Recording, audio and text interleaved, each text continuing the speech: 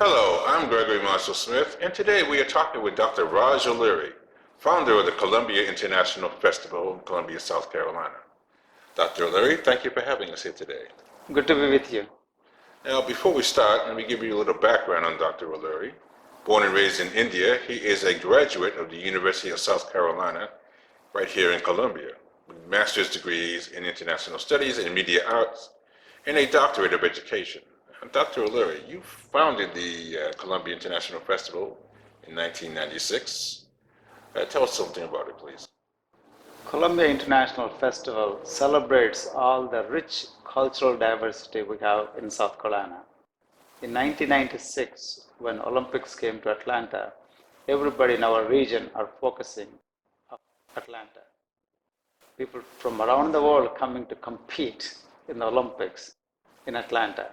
I thought, South Carolina, Columbia has very rich diversity. People from all around the world call South Carolina their home.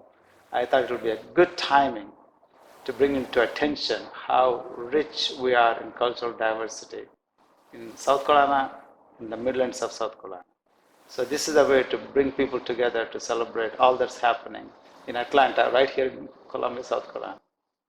Now, this is the largest such event in the southeastern United States, and it was the culmination of a 10-year vision.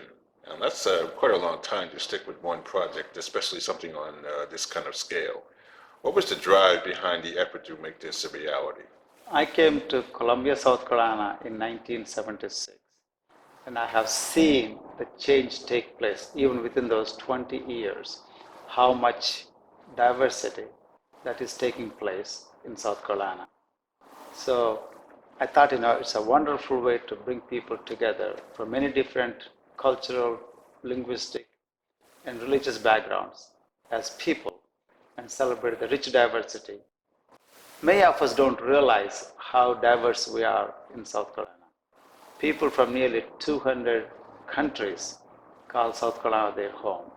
Just in Richland County alone, we speak more than 75 languages.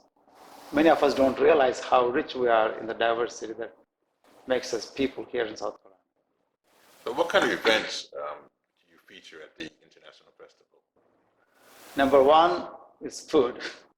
Food from around the world, authentic, almost home-cooked meal. Most of these types of food you don't buy in the marketplace. So this is where people can come and taste the food from around the world.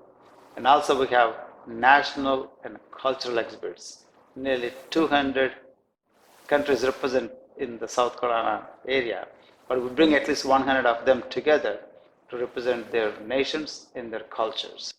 So it's a national exhibits is one of them. And also we have a bazaar vending. People want to buy things from around the world. This is where they come to buy artifacts, souvenirs, represent those cultures. Most of them very authentic.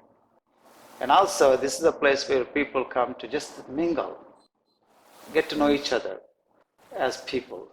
Unless we meet each other, we don't know about each other.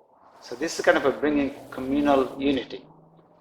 Bring all diverse people together as become one people, one South Carolinian, or one American, rather than all the brand names we have, that's okay, but we're also one people as one community. So this is kind of my drive is to bring people together as one people, one community. An enduring theme of the festival is that each year one country or culture is highlighted. For example, in 2018, it was the year of Mandarin-speaking nations. What's the purpose behind highlighting one specific culture?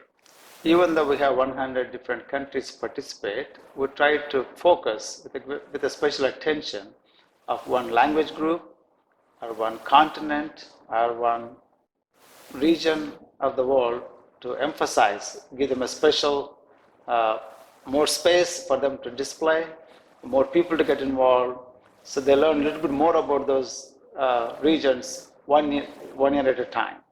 So we had Mandarin-speaking countries last year. This year we're doing the Germanic-speaking countries, Germany, Austria, and other countries that speak German. So, we just want to give the special focus for each year, but it's not just going to be that focus. We'll have still 100 countries represented at the event each year. You also have a Global Education Day.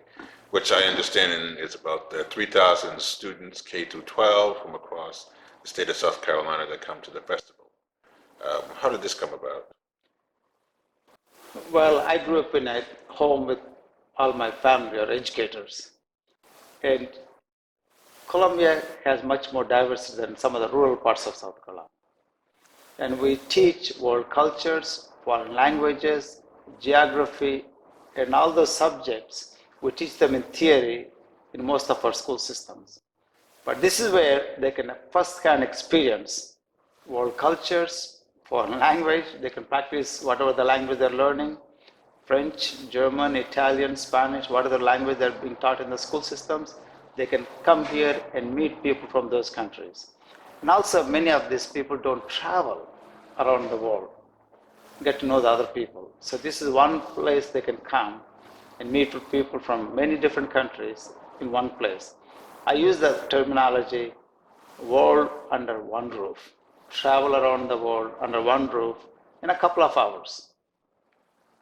So if I'm a teacher or a principal and I am interested in getting my students into this Global Education Day, what do I need to do? We do have a website where people can go into the website and sign up. We also send postcards to all school systems in South Carolina. We send it to the social studies coordinators, foreign language coordinators, principals' offices. They all get our postcards that gives them the information about the opportunity for them to bring their school children as a field trip. And many school systems across the state participate in this. People from Piedmont to the Low Country to the coastline, they come from everywhere to experience the world cultures under one roof. It's a great educational experience. We learn it in theory in the classrooms, but this is where they get the practical experience of meeting those people, trying to practice one or two words in their language, and just see the things that they have representing their countries. Hi, if you are a teacher or a principal and you want to find out more information about Global Education Day, or if you are interested in the festival itself or participating, you can go to the website www.cifonline.org. Dr. Aluri, I want to thank you again for having us here today. I'm Gregory Marshall Smith.